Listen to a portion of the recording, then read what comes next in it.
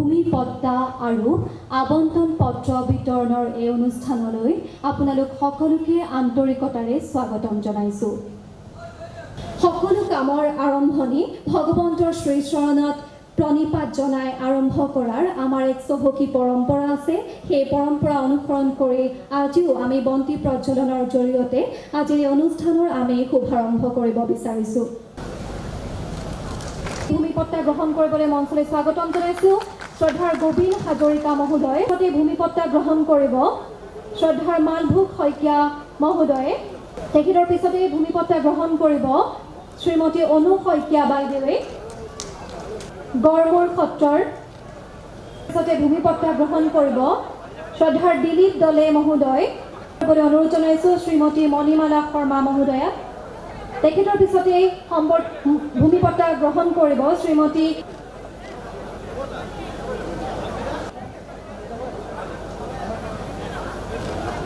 অমূল্য দাস মহোদয়ক ভূমি পট্টা গ্ৰহণ কৰিবৰ বাবে মঞ্চলৈ স্বাগতম জনাইছোঁ।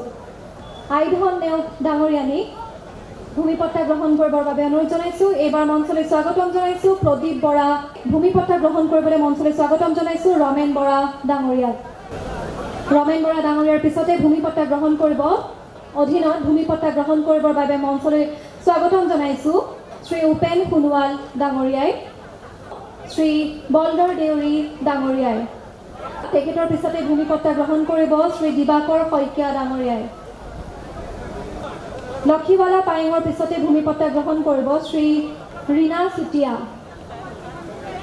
চুতীয়া।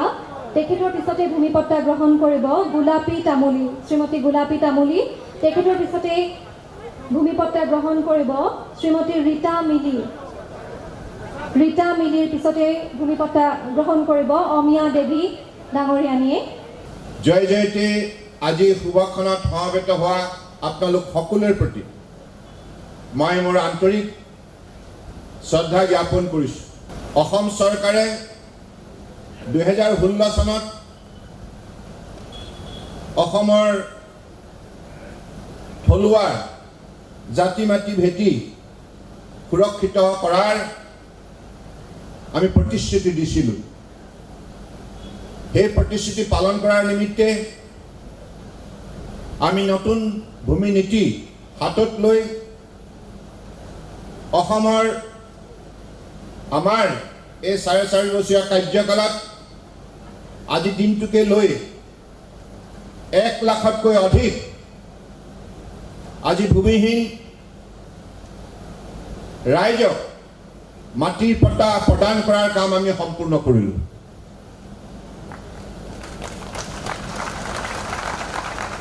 আৰু এই সকলোবিলাক কাম সম্ভৱ হৈছে কেৱল অসমৰ জনগণৰ সহযোগিতাৰ বাবে।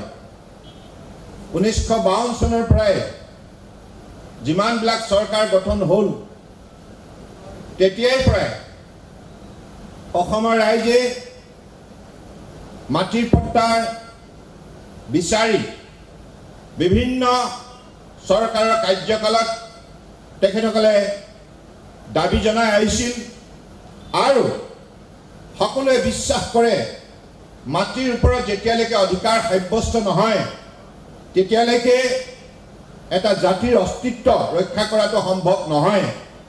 সেই জাতিৰ মাটি ভেটি যদি নাথাকে তেতিয়াহ'লে কৃষ্টিয় সংস্কৃতি ভাষা সাহিত্য সভ্যতা জীয়াই থকাটো সম্ভৱ নহয়, অৰ্থাৎ সুৰক্ষিত কৰি ৰখাটো সম্ভৱ নহয়। সেইবাবে এটা জাতিৰ অস্তিত্ব ৰক্ষা কৰাৰ প্ৰথম চৰ্তটো হৈছে মাটিৰ ওপৰত অধিকাৰ সাব্যস্ত কৰা।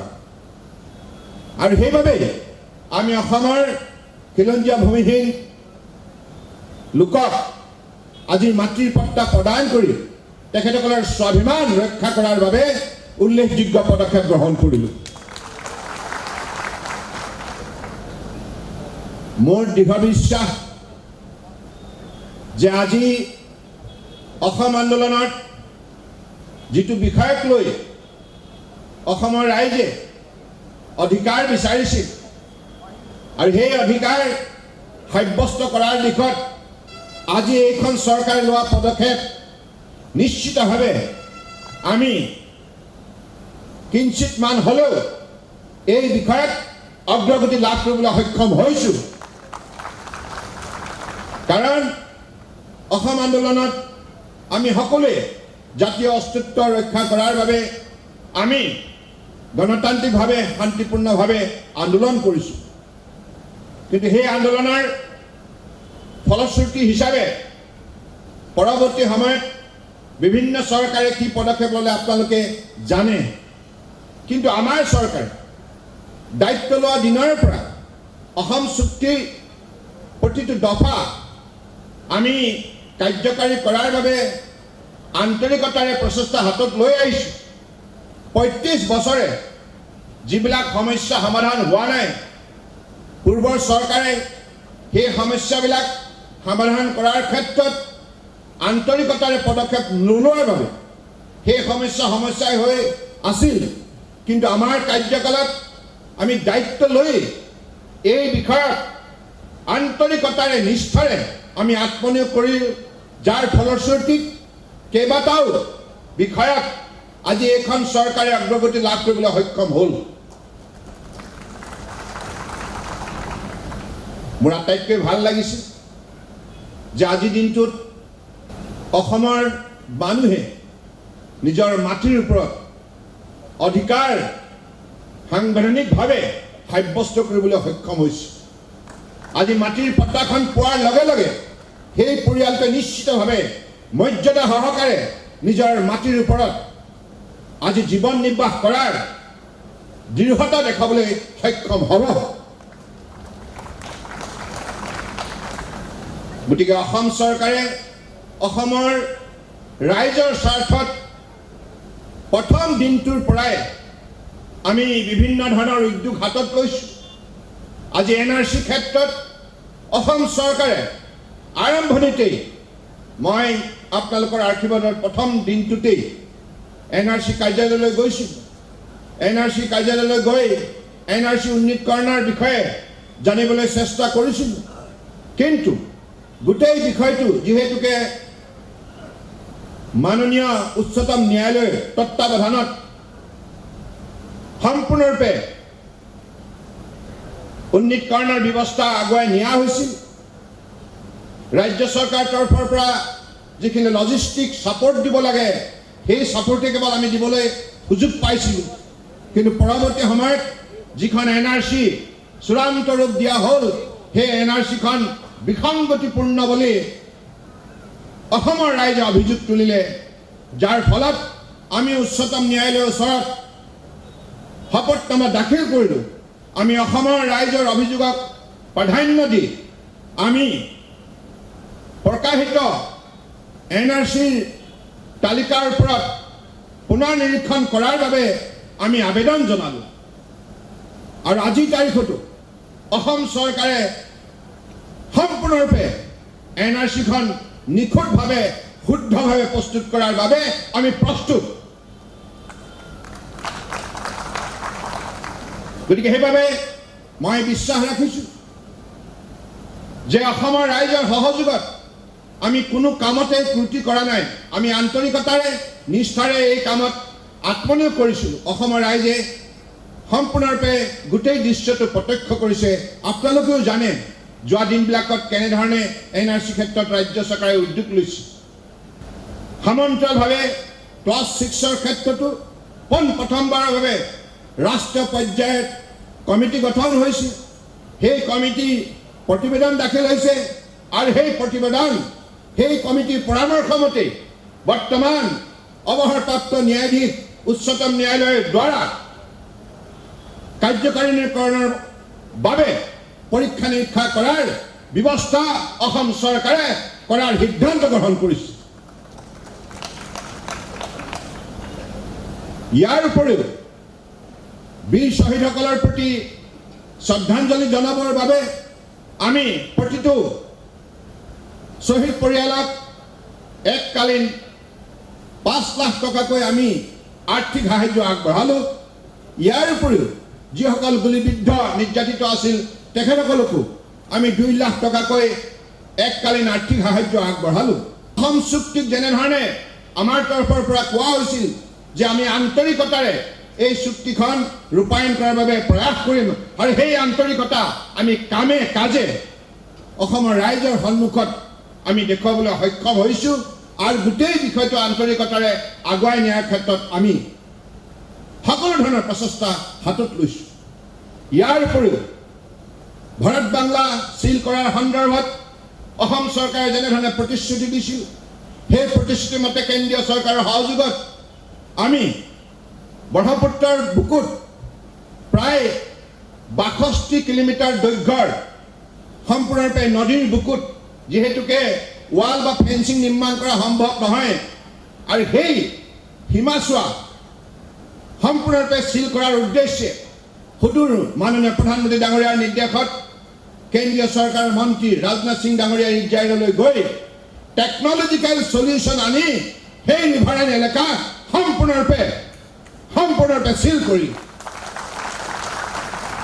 গতিকে অসম চুক্তিৰ মৌলিক যিকেইটা বিষয় এইখন চৰকাৰে আন্তৰিকতাৰে গ্ৰহণ কৰিছে আৰু আন্তৰিকতাৰে ইয়াৰ সমাধানৰ বাবে প্ৰচেষ্টা হাতত লৈ আহিছে।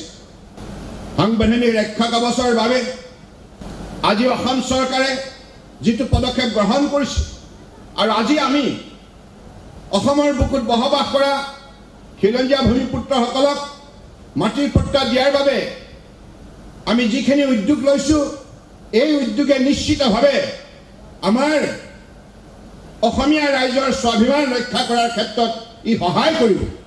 ইয়াৰ উপৰিও অসম চৰকাৰৰ তৰফৰ পৰা কৃষ্টি সংস্কৃতি প্ৰতিটো জাতি জনগোষ্ঠী ৰক্ষা কৰাৰ বাবে আমি বিভিন্ন আঁচনি অসম চৰকাৰৰ পৰা লৈ ইয়াৰ সংৰক্ষণ আৰু উন্নয়নৰ বাবে গুৰুত্বপূৰ্ণ পদক্ষেপ লৈছোঁ।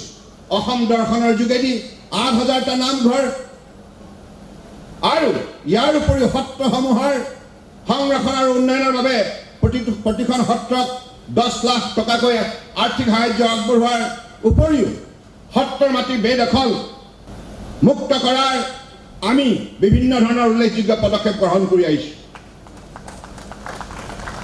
কাৰণ নামঘৰ সত্ৰ এই পবিত্ৰ স্থানৰ সংৰক্ষণ হ'লেহে আমাৰ কৃষ্টি সংস্কৃতি ৰক্ষা পৰিব।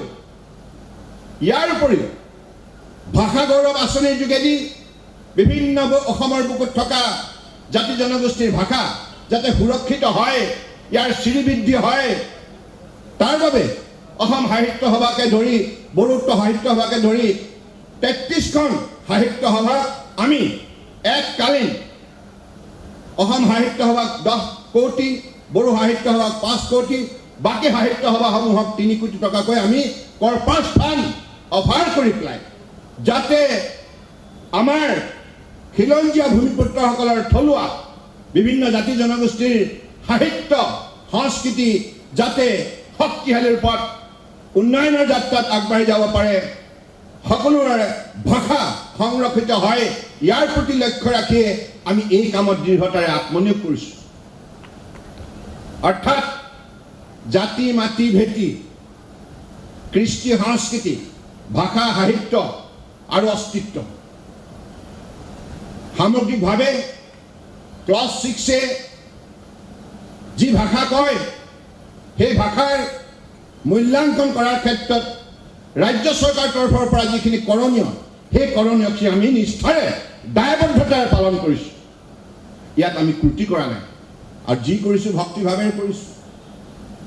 অসম চৰকাৰে ২০১৬ চনত আমি বিজেপি নেতৃত্বাধীন মিত্ৰজোঁট চৰকাৰখনে দায়িত্ব লৈ আমি এটি কথা কৈছিলোঁ যে দুৰ্নীতিমুক্ত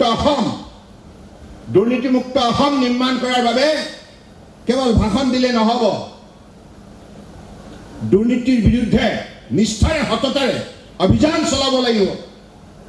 কাৰণ দুৰ্নীতিৰ বিৰুদ্ধে ভাষণ দি হাত চাপৰি বুটলিবলৈ সহজ, কিন্তু দুৰ্নীতিৰ বিৰুদ্ধে অভিযান চলাওঁতে বহু প্ৰত্যাহ্বান সন্মুখীন হ'ব লগা হয়।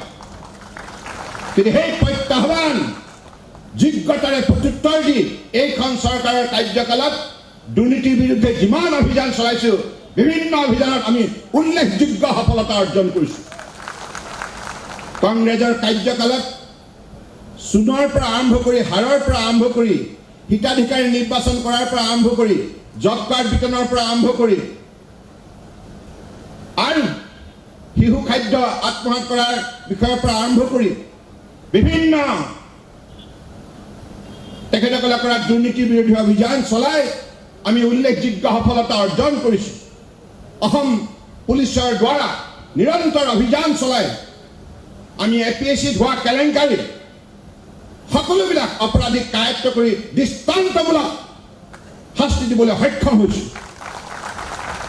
কিন্তু এতিয়া কংগ্ৰেছৰ মই দেখিছোঁ আজি সমগ্ৰ অসমতে তেখেতসকলে আন্দোলন কৰিছে, আমাকে আঙুলি টুৱাব বিচাৰে। পৰম শ্ৰদ্ধা ৰাইজ 15 বছৰ কংগ্ৰেছে দুৰ্নীতিৰ সদাগৰ হিচাপেতো তেখেতসকলে পৰিচয় বুটলিলে।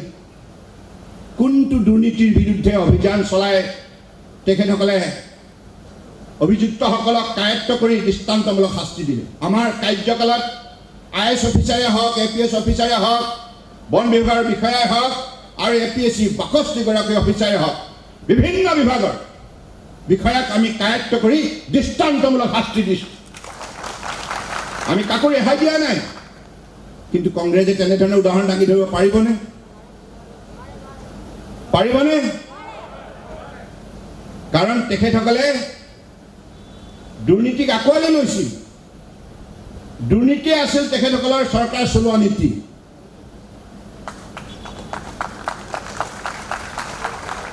দুৰ্নীতিৰ বিৰুদ্ধে অভিযান চলাবলৈ সততা লাগিব, সততা, আন্তৰিকতা লাগিব, নিষ্ঠা লাগিব।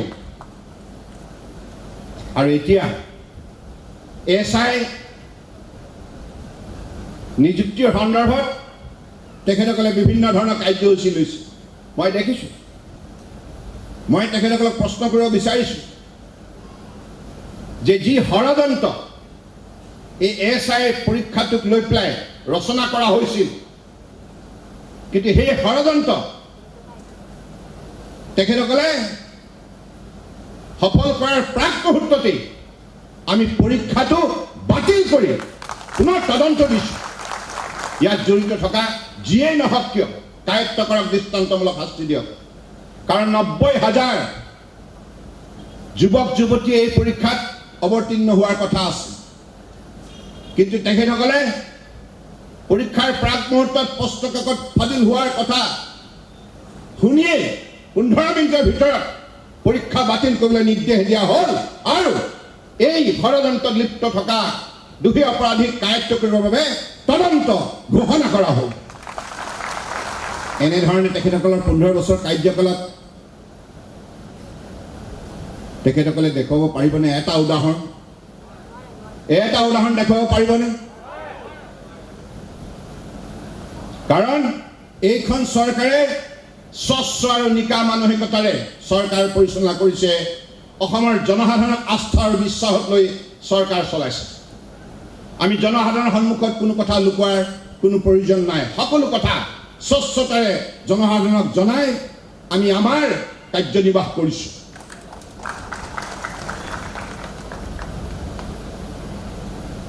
গতিকে কংগ্ৰেছে দুৰ্নীতিৰ বিৰুদ্ধে কথা কোৱাৰ নৈতিক অধিকাৰ কেতিয়াবাই হেৰুৱালে।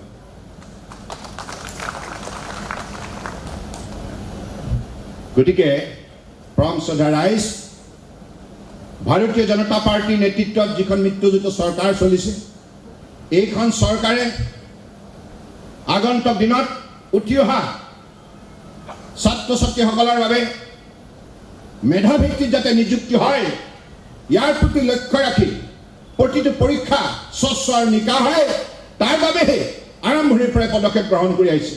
এতিয়ালৈকে 80,000 স্থায়ী নিযুক্তি আৰু ঠিকাভিত্তিক নিযুক্তি আমাৰ যুৱক যুৱতীসকলক দিয়া হ'ল আমাৰ কাৰ্যকালত, আৰু আগন্তুক দিনত আৰু 55,000 নিযুক্তি দিয়া হ'ব। সকলো স্বচ্ছ আৰু নিকা হ'ব। আজি APSC কেলেংকাৰীটো কেনেকৈ হ'ল? APSCটো পৰীক্ষাও অনুষ্ঠিত হ'ল, টকা পইচাও লেনদেন হ'ল, নিযুক্তিও পালে আৰু কামো কৰি আছিল গোটেই বিষয়া, নহয়নে? আমি আহিয়ে গোটেই বিষয়টো তদন্ত কৰি পেলাই ধৰা পেলালোঁ। তেখেতসকলেতো গোটেই সেই দৃশ্যপটটো নীৰৱে তেখেতসকলে উপভোগ কৰিলে।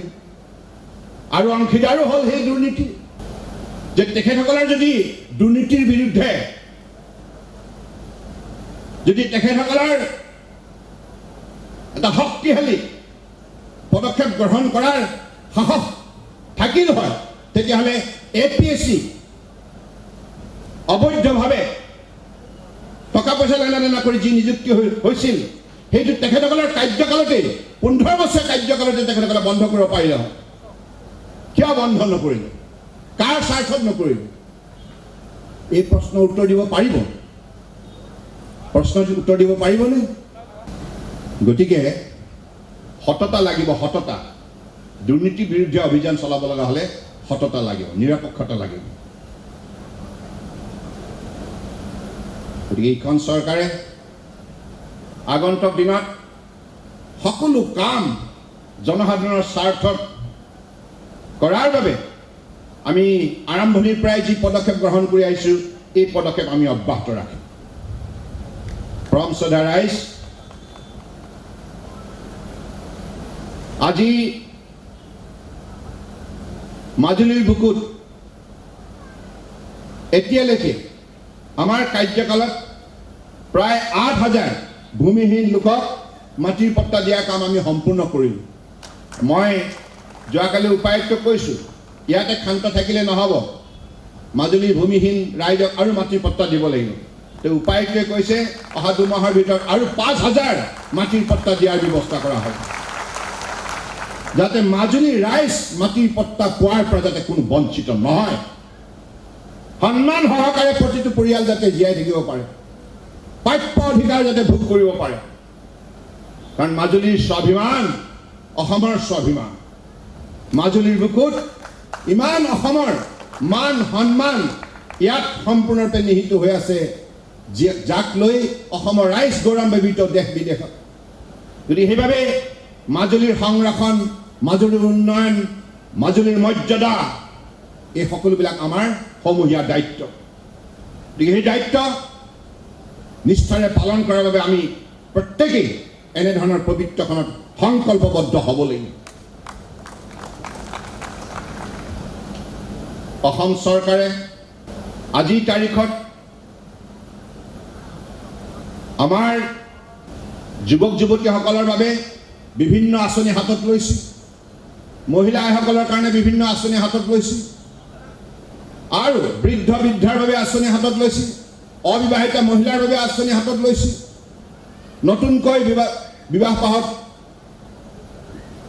আবদ্ধ হোৱা কন্যাসকলৰ বাবে আঁচনি লৈছে এই আঁচনিবিলাক যাতে প্ৰকৃতাৰ্থত প্ৰকৃত হিতাধিকাৰী পাব পাৰে ইয়াৰ বাবে স্বচ্ছতাৰে অসম চৰকাৰে নিজৰ ব্যৱস্থাটো আগুৱাই আনিছে বিশেষকৈ ছাত্ৰ ছাত্ৰীসকলক আহ্বান জনাব বিচাৰোঁ যে এইখন অসমৰ মান সন্মান ৰক্ষা কৰাৰ দায়িত্ব আপোনালোকে ল'ব লাগিব এইখন অসমৰ উন্নয়নৰ দিশত অগ্ৰণী ভূমিকা আপোনালোকে পালন কৰিব লাগিব বিভিন্ন জীৱনৰ কৰ্মক্ষেত্ৰত একোজন জাকত জিলিকা সন্তান হিচাপে নিজক প্ৰতিষ্ঠা কৰিব পাৰিব লাগিব গতিকে সেই লক্ষ্যৰে আগবাঢ়িবলৈ হ'লে নিশ্চিতভাৱে আমাৰ ছাত্ৰ ছাত্ৰীসকলে অধ্যয়নত আন্তৰিকতাৰে মগ্ন হ'ব লাগিব আৰু উঠি অহা ডেকা ডেকেৰীসকলে আত্মনিৰ্ভৰ অসম গঢ় দিয়াৰ বাবে নিজকে আত্মনিৰ্ভৰশীল একগৰাকী যুৱক যুৱতী হিচাপে প্ৰতিষ্ঠা কৰিব লাগিব গতিকে কৰ্ম সংস্কৃতিৰ বিনে আমাৰ কোনো বিকল্প নাই গতিকে সেইভাৱে আগন্তুক দিনত যেন কঠোৰ পৰিশ্ৰম কৰাৰ মানসিকতা সকলোৱে অটুট ৰাখে মই আশা ৰাখিছোঁ আজি এইখন সভাত আৰু বিভিন্ন পঞ্চায়তত উপস্থিত থকা পৰম শ্ৰদ্ধাৰ মাজুলীবাসী ৰাইজে আজি মাটিৰ পট্টা এই বিতৰণ অনুষ্ঠানত উপস্থিত থাকি আমাৰ অনুষ্ঠানটোৰ হৌষ্ট বৃদ্ধি কৰিছে মই বিশ্বাস ৰাখিছোঁ আপোনালোকে যিদৰে মাটিৰ পট্টা পাইছে সেই মাটি যাতে আপোনালোকে আগন্তুক দিনত সদ্ব্যৱহাৰ কৰে আৰু সেই মাটি আপোনালোকে যেন উৎপাদন শক্তি বৃদ্ধি কৰি উপাৰ্জনৰ ক্ষেত্ৰত আপোনালোকে দৃঢ়তাৰে আগবাঢ়ি যায় তাৰ প্ৰতি বিশেষভাৱে আহ্বান জনাই আৰু সদৌ শেহত পৰম শ্ৰদ্ধাৰ ৰাইজ আমি অসম চৰকাৰে অসমখনক ভাৰতবৰ্ষৰ বুকুত অন্যতম শক্তিশালী ৰাজ্য হিচাপে প্ৰতিষ্ঠা কৰাৰ লক্ষ্য স্থিৰ কৰিছোঁ। গতিকে সেই লক্ষ্যত উপনীত হ'ব লগা হ'লে আৰু মাননীয় প্ৰধানমন্ত্ৰী ডাঙৰীয়াই আত্মনিৰ্ভৰ ভাৰত নিৰ্মাণ কৰাৰ বাবে ভাৰতবৰ্ষৰ জনগণক আহ্বান জনাইছে। তেখেতৰ আহ্বানৰ প্ৰতি সঁহাৰি জনাই আমিও আত্মনিৰ্ভৰ অসম নিৰ্মাণ কৰাৰ স্বাৰ্থত প্ৰত্যেকগৰাকী পুৰুষ মহিলা যুৱক যুৱতীয়ে সংকল্পবদ্ধ হ'ব লাগিব। কাৰণ কৰোনা ভাইৰাছৰ এই সংকট কালত আমি বহু কথা উপলব্ধি কৰিলোঁ। আমি স্বাৱলম্বী হ'ব লাগিব, আত্মনিৰ্ভৰশীল হ'ব লাগিব। আমি পৰৰ ওচৰত হাত পাতিব নালাগিব। আৰু পৰৰ ওচৰত যদি সংকট কালত হাত পাতিব লগা পৰিস্থিতি থাকে তেতিয়াহ'লে আমি সদায় দুৰ্বল হৈ থাকিব লাগিব। লকডাউন 1, 2, 3, 4 এই সময়ছোৱাত দেশৰ ভিতৰতে এখন ৰাজ্যৰ পৰা আন এখন ৰাজ্যৰ আমদানি ৰপ্তানি যেতিয়া বন্ধ হ'ল, সেই সময়ছোৱাত আমি উপলব্ধি কৰিলোঁ কি কি সামগ্ৰী আমাৰ মাজত নাই, কি কি সামগ্ৰী আছে। গতিকে এতিয়া অসমৰ মাটিত ইমান উৰ্বৰতা আছে, ইমান শক্তি আছে যে আমি বহু সামগ্ৰী ইয়াত উৎপাদন কৰিব পাৰোঁ আৰু স্বাৱলম্বী হ'ব পাৰোঁ আৰু দেশ বিদেশলৈ আমি ৰপ্তানিও কৰিব পাৰোঁ। গতিকে সেইখন বজাৰ দখল কৰাৰ মানসিকতাৰে যুৱ শক্তিসকল আপোনালোকে মন স্থিৰ কৰক। আমাৰ অসম, আমাৰ মাটি, আমাৰ অধিকাৰ। এই মাটিৰ ওপৰত আমি অধিকাৰ সাব্যস্ত কৰাৰ বাবে এই মাটিৰ পট্টা প্ৰদান কৰা হৈছে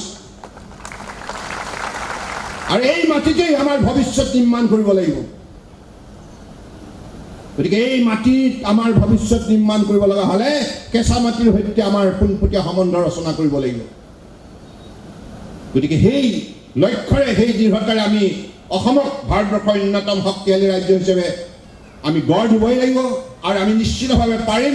আৰু দক্ষিণ পূব এছিয়াৰ বজাৰখন দখল কৰাৰ বাবেও আমি মনস্থ কৰিব লাগিব, সংকল্প গ্ৰহণ কৰিব লাগিব। কাৰণ অসমৰ বুকুত বহুত উন্নত মানৱ সম্পদ আছে। গতিকে এই মানৱ সম্পদ যাতে অপচয় নহয়, বিভিন্ন কৰ্মক্ষেত্ৰত যাতে জিলিকি উঠে, ইয়াৰ বাবে আমি সকলোৱে যদি উচিত পৰিকল্পনাৰে আমাৰ জীৱন আগুৱাই নিয়াৰ প্ৰয়াস কৰোঁ, বিজ্ঞান প্ৰযুক্তিৰ আশ্ৰয় লৈও, সহায় লৈও আমাৰ অগ্ৰগতিৰ ক্ষেত্ৰত ক্ষিপ্ৰতা বৃদ্ধি কৰোঁ, তেতিয়া নিশ্চিতভাৱে এইখন অসম জাকত জিলিকা অসম হিচাপে ভাৰতবৰ্ষৰ বুকুত প্ৰতিষ্ঠা লাভ কৰিব পাৰিব। এই কথা নিশ্চিত। এইখন চৰকাৰে বৰাক ব্ৰহ্মপুত্ৰ পাহাৰ ভৈয়ামৰ বৃহত্তৰ অসমীয়া সমাজখনৰ বাবে দায়বদ্ধতাৰে দায়িত্ব সহকাৰে কাম কৰি আহিছে। আমি সদায় এটি কথা কৈ আহিছোঁ যে আমাৰ মাজত গুৰুজনাই যি শান্তিৰ বাণী প্ৰদান কৰি গৈছে, যি ভক্তিৰ ৰস আমাক প্ৰদান কৰি গৈছে, এই কথা আমি সকলো সময়তে মনত ৰাখি আমাৰ সমাজখনৰ শান্তি, সম্প্ৰীতি, ভাতৃত্ববোধ, বন্ধুত্ব জীয়াই ৰখাৰ প্ৰয়াস কৰিব লাগিব। সংঘাত নহয়, সমন্বয় যোগেদিহে সমাজ শক্তিশালী হয়। গতিকে সেই লক্ষ্যৰে অসমখন সৰ্বতো প্ৰকাৰে শক্তিশালী কৰি তুলিব লাগিব। আৰু যেতিয়া আমি ঐক্যবদ্ধভাৱে পৰিশ্ৰম কৰিম, আমাৰ পৰিশ্ৰমৰ মৰ্যাদা আমি নিশ্চিতভাৱে সন্মান সহকাৰে পাবলৈ সক্ষম হ'ম। আৰু মাজুলীবাসী ৰাইজ, আপোনালোক মহান। আজি মাজুলীৰ বুকুত যদি নতুন নতুন পৰিকল্পনা সম্ভৱ হৈছে, আজি কিছু সময় আগতে মই বনগাঁৱত 5 মেগাৱাটৰ এটা চাব ষ্টেচন উন্মোচন কৰি আহিলোঁ। এতিয়া মাজুলীৰ পূৰ্বতে আছিল কেপাচিটি কেৱল 8 মেগাৱাট আৰু সেই 8 মেগাৱাটৰ পৰা এতিয়া গৈ মাজুলী হ'ল 18 মেগাৱাট। অৰ্থাৎ যাতে মাজুলীৰ সকলো সময়তে পোহৰ পাব পাৰে, ইয়াৰ বাবে অসম চৰকাৰৰ তৰফৰ পৰা এইখিনি ব্যৱস্থা হাতত লোৱা হৈছে। ইয়াৰ উপৰিও কম দিনৰ ভিতৰতে মাজুলীৰ বুকুত সৌৰ শক্তি উৎপাদনৰ প্ৰকল্প এতিয়া আৰম্ভ হ'ব, যাতে মাজুলীৰ বাবে যাৱতীয় যিখিনি আমাক বিদ্যুৎ লাগে, যিখিনি পাৱাৰ লাগে, সেইখিনি যাতে আমি মাজুলীতে উৎপাদন কৰিব পাৰোঁ, ইয়াৰ প্ৰতি লক্ষ্য ৰাখি আজি APDCLৰ 3টা কোম্পানীৰ মুৰব্বীৰ সৈতে মই আলোচনা কৰি তেখেতসকলক নিৰ্দেশ দিছোঁ। আৰু তেখেতসকলে কৈছে, উপায়ুক্তগৰাকীক কৈছে, আপুনি মাটি বিচাৰি দিয়ক আৰু মাটি পোৱাৰ লগে লগে প্ৰকল্পৰ কাম আৰম্ভ হ'ব। আৰু সেই প্ৰকল্প সম্পূৰ্ণ হ'লে মাজুলীয়ে বিদ্যুৎ যোগানৰ ক্ষেত্ৰত স্বাৱলম্বী হ'ব। আৰু বিদ্যুৎ 24 ঘণ্টাই থাকিলেহে আমাৰ সৰু উদ্যোগ ইয়াত গঢ়লৈ উঠিব আৰু সেই উদ্যোগ প্ৰতিষ্ঠা কৰি আমাৰ যুৱ শক্তি লাভৱান হ'ব নিজেই সংস্থাপিত হোৱাৰ উপৰিও 10 জনক সংস্থাপিত দিবলৈ সক্ষম হ'ব আৰু এনেধৰণে মাজুলীক আত্মনিৰ্ভৰশীল কৰি তোলাৰ লক্ষ্য স্থিৰ কৰা হৈছে পৰম শ্ৰদ্ধা ৰাইজ আপোনালোকে বহুত মৰম দিছে মই আপোনালোকৰ মৰমৰ মূল্য কেনেকৈ দিম মই নাজানো কিন্তু আজি যদি মাজুলীত পৰিৱৰ্তন হৈছে কিছু কাম হৈছে একমাত্ৰ ইয়াৰ বাবে আপোনালোকে ধন্যবাদৰ পাত্ৰ মই নহয় মই নিমিত্ত মাত্ৰ যদি মই কিছু কাম কৰিবলৈ সক্ষম হৈছোঁ ইয়াৰ বাবে আপোনালোকে মোক মনোবল দিছে আশীৰ্বাদ দিছে সহযোগিতা আগবঢ়াইছে গতিকে সেইবাবে পৰম শ্ৰদ্ধাৰ মাজুলীবাসী ৰাইজ আপোনালোক মহান আৰু আপোনালোকে সদায় মাজুলীত মিলাপ্ৰীতিৰে থাকিব আৰু মিলাপ্ৰীতিৰে থাকি কঠোৰ পৰিশ্ৰমৰ যোগেদি এই মাজুলীৰ শক্তি মৰ্যাদা সম্পদ বৃদ্ধি কৰা সেইখিনি মই আপোনালোকৰ ওচৰত আহ্বান জনালোঁ আজি এই সভাত পৰম পূজনীয় জনাৰ্দন দেৱগোস্বামী প্ৰভুৱে উপস্থিত থাকি আমাক আশীৰ্বাদ দি যিখিনি কৃতাৰ্থ কৰিলে মই তেখেতকো গভীৰ প্ৰণিপাত যাচি শ্ৰদ্ধা জনাইছোঁ আৰু মঞ্চত উপস্থিত থকা প্ৰতিগৰাকীকে মই আন্তৰিক শুভেচ্ছা জনাইছোঁ তুলিকা শইকীয়া ইমান সুন্দৰ এটি গীত গালে আমি অলপ আৱেগিক হৈ গ'লোঁ ভূপেন দাই গোৱা মাটিৰ মূল্য মাটিৰ সন্দৰ্ভত তেখেতে উল্লেখ কৰা মনৰ কথাখিনি ইমান সুন্দৰ ৰূপত গীতেৰে আজি আমাক বিশেষভাৱে উদ্বুদ্ধ কৰিলে তুলিকাই অকণমানি ছোৱালী তাইক মই আশীৰ্বাদ দিছোঁ ভগৱানে তাইক আৰু শক্তি দিয়ক মাজুলীৰ গৌৰৱ আৰু আপোনালোকে আশীৰ্বাদ দিয়ক এইখিনি কথাকে কৈ আজি এই অনুষ্ঠানত বিভিন্ন পঞ্চায়তত অংশগ্ৰহণ কৰা সকলো জনপ্ৰতিনিধি আৰু ৰাইজক লগতে আজি মূল কেন্দ্ৰত উপস্থিত থকা সকলোৰে প্ৰতি শ্ৰদ্ধা আৰু কৃতজ্ঞতা জনাই মই মোৰ বক্তব্য সামৰিলোঁ ধন্যবাদ জয় আই অসম জয় হিন্দ